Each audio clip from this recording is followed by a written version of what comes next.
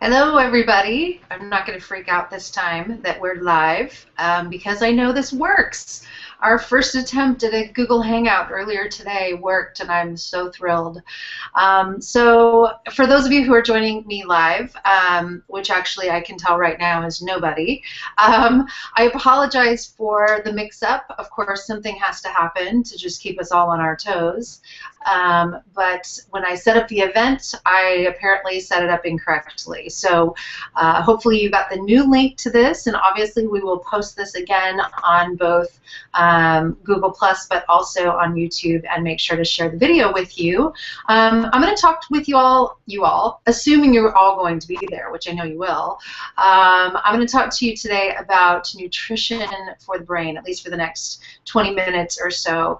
I realize that this is a humor marathon, and we're really focusing on the health benefits of humor, but I just could not go the whole day without sharing as well the importance of nutrition specifically for brain power. And in fact, one of the things I'm saying is important to fuel your funny, to make sure that your brain can see what's funny around you, because we know through the research and personal experience obviously validates this, that when we go into survival mode and we get stressed out, the brain goes into the stress response that actually starts to do what we call the amygdala hijack. So it takes over the part of our brain that's very reactionary, very instinct-based and primitive, which is also why it's often called the monkey brain, which I'll do a little plug here for our mascot Melvin the Monkey. He says hello, heart's beating.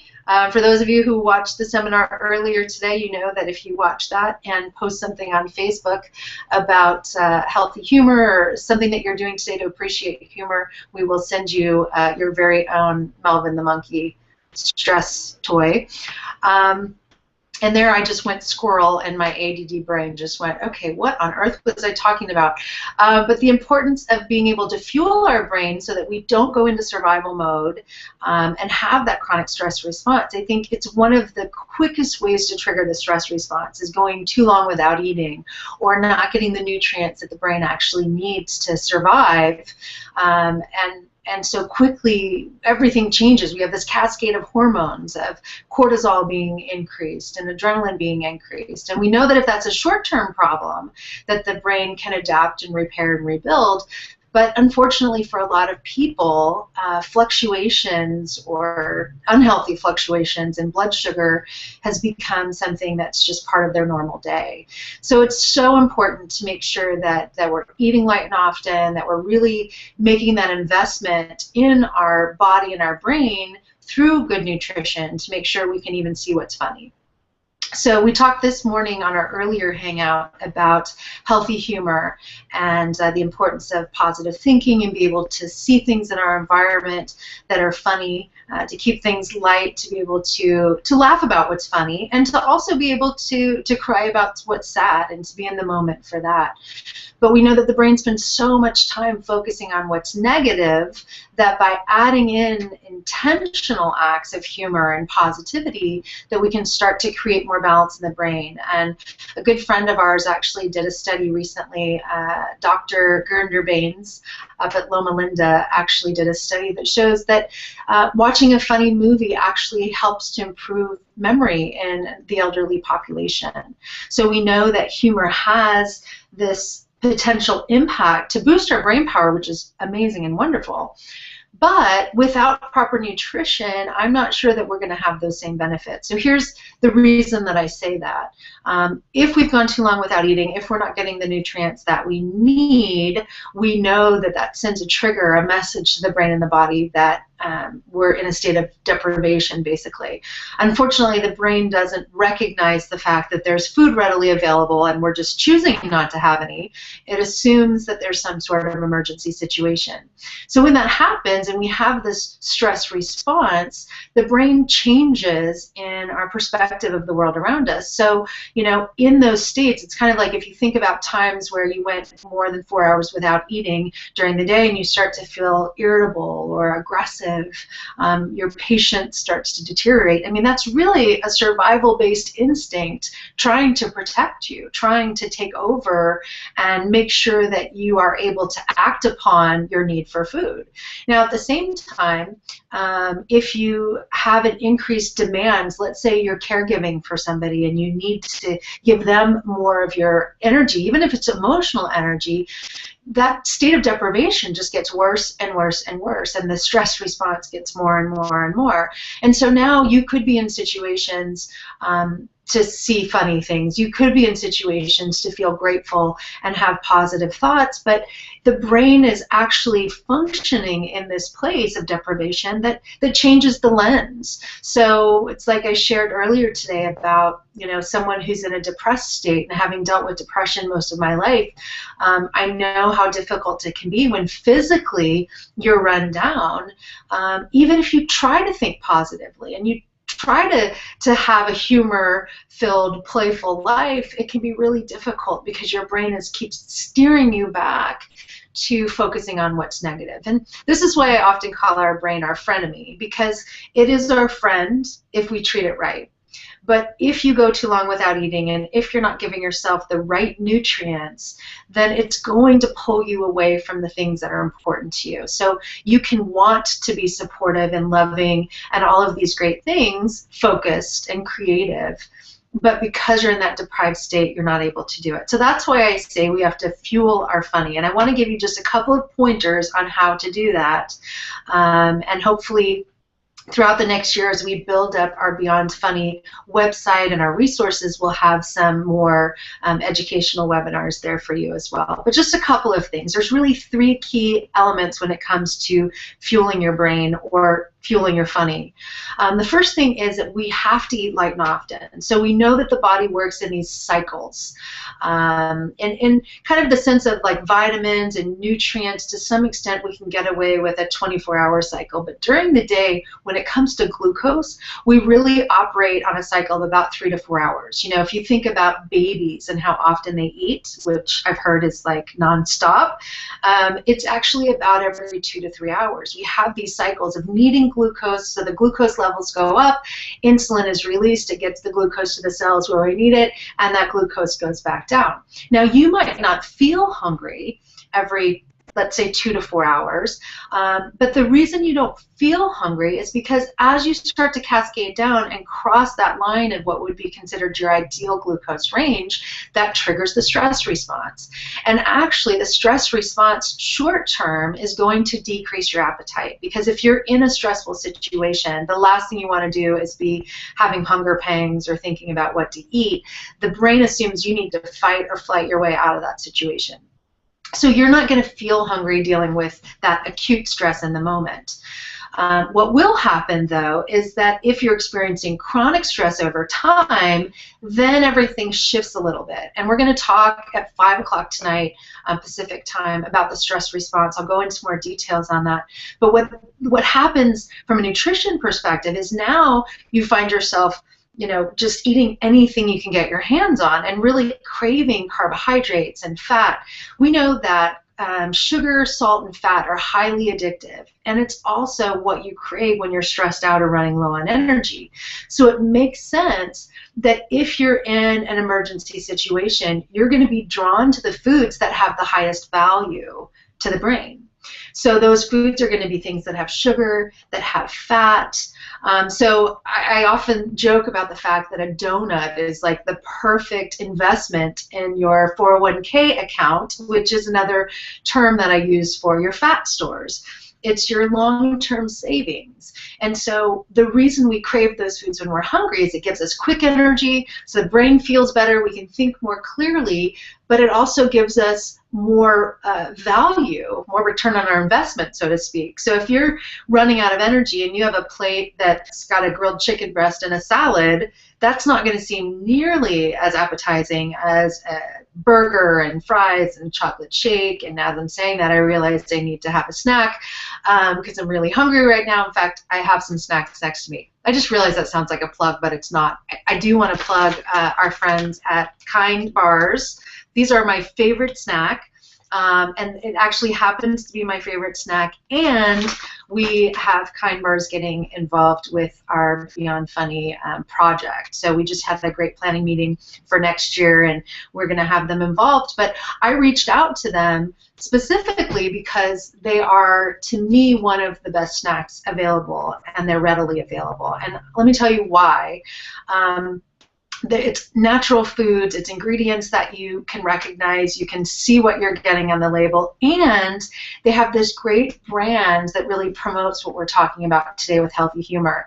And they've got nice little slogans, and they're really involved in community opportunities. So when people ask me, as they often do, what do you look for in a snack bar? You know, if you're eating every 3 to 4 hours, you have to have healthy snacks around.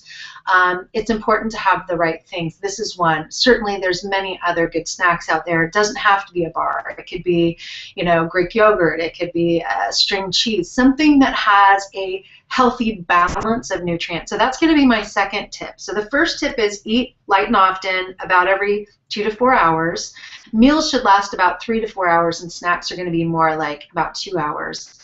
The second thing is the balance. So I'm not talking about perfection here. I'm talking about some quick energy and some slow energy. Quick energy is going to come from your carbohydrate sources. Slower energy will come from protein, fat, and fiber. So with Kind Bars, as an example, you have some carbohydrate, and you also have some protein, fat, and fiber to help slow down the release of glucose. If you have just carbohydrates in isolation or just sugar, you're going to spike your energy too quickly. You're going to cause a surge of insulin, and we know that that is incredibly toxic to the brain and has actually been linked to the development of Alzheimer's disease.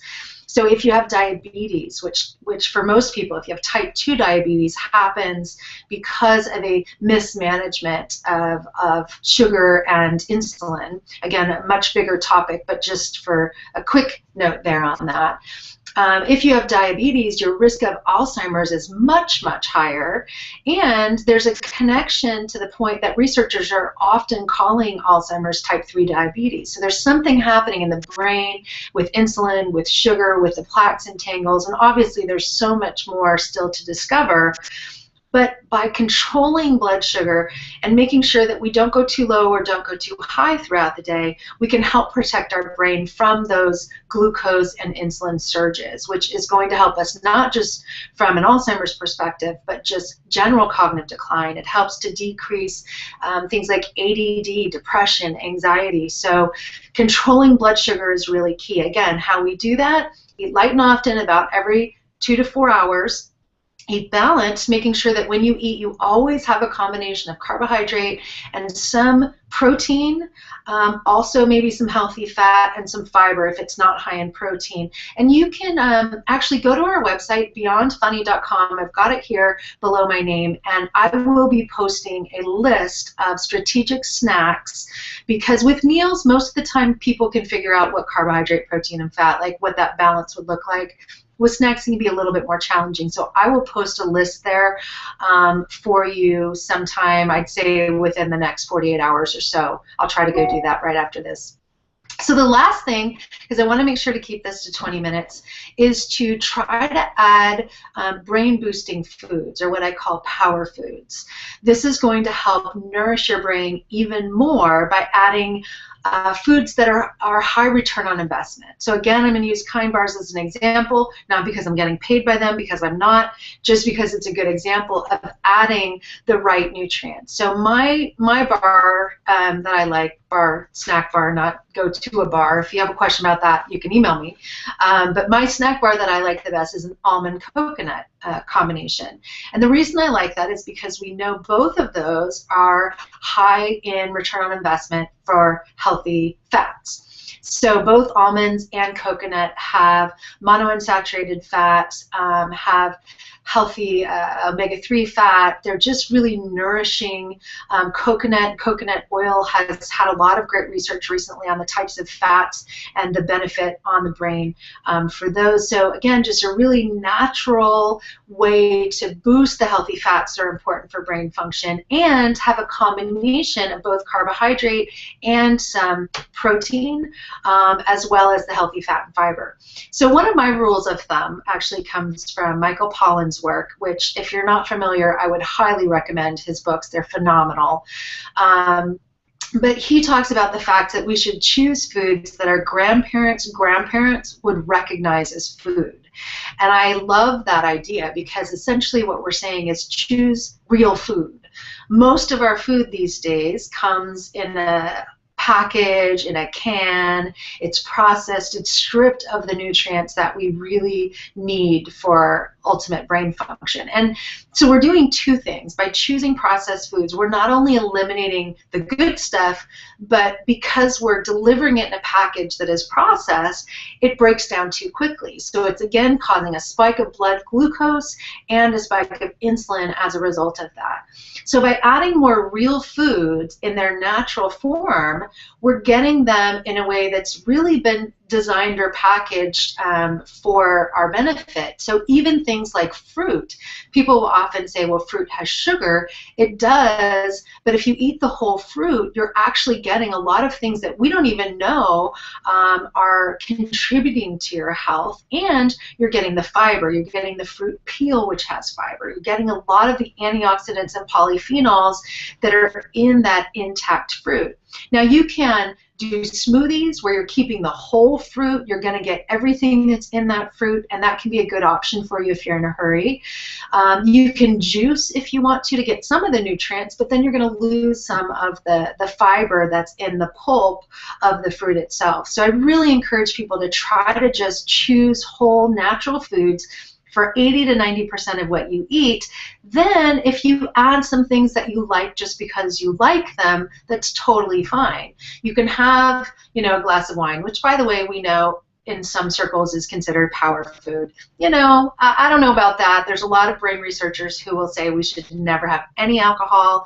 I personally think it's good to have some alcohol in moderation. We know it increases HDL levels, which is healthy cholesterol. We know that there is polyphenols like resveratrol in red wine in particular. We also know that it's good to be able to just enjoy the things that we enjoy, so we can have some what I call strategic drinking from time to time and get the benefits of that. But it's important that if you're doing that, if you're going to have something that's processed and that is pretty much just sugar, you have to then create the balance by having some protein. If you can have some healthy fat. So if you're having wine, for example, having some, cheese with it is going to help create a better balance. Having beer with peanuts, is going to have a better balance to it. Obviously, there's other choices you can have that might be better, but the idea is when you choose these foods, be intentional about it. Be strategic about it. Choose things that are going to minimize the damage you're causing. And again, the damage would be going too long without eating, eating too much at one time, eating just carbohydrate in isolation. Those are really the key factors. And then maximize the benefits you get by choosing the foods that are going to nourish you. A good rule of thumb, again, is just to pick real natural food. I think that's the best thing. And then if you want more of a structure or more of a guideline, I like the Mediterranean diet. Now, when people look at the Mediterranean diet, they often look at a more modernized, like going to a Greek restaurant or an Italian restaurant does not mean you're eating a Mediterranean diet. A true Mediterranean diet is really based on, fish and olives, olive oil, getting lots of nuts and seeds and fresh fruits and vegetables and complex carbohydrates. So again, you're not eliminating any particular food group, but you're having them in the right combination. Another thing that's important, though, about a Mediterranean diet is that it's very culturally based. Again, especially looking back at when this research was first done, people tend to eat as a family. They tend to eat more slowly. The portions are controlled. So it's important to keep those things in mind too, not just what you're eating, but how you're eating, the pacing of it, the social support. Please don't eat at your desk or working on the computer. Try to minimize the stimulation and distractions that you have to keep those cortisol levels down. It's actually going to help you digest your food better. and it's going to be a better overall experience. So I keep kind of glancing over at the clock. I want to keep this to about 20 minutes.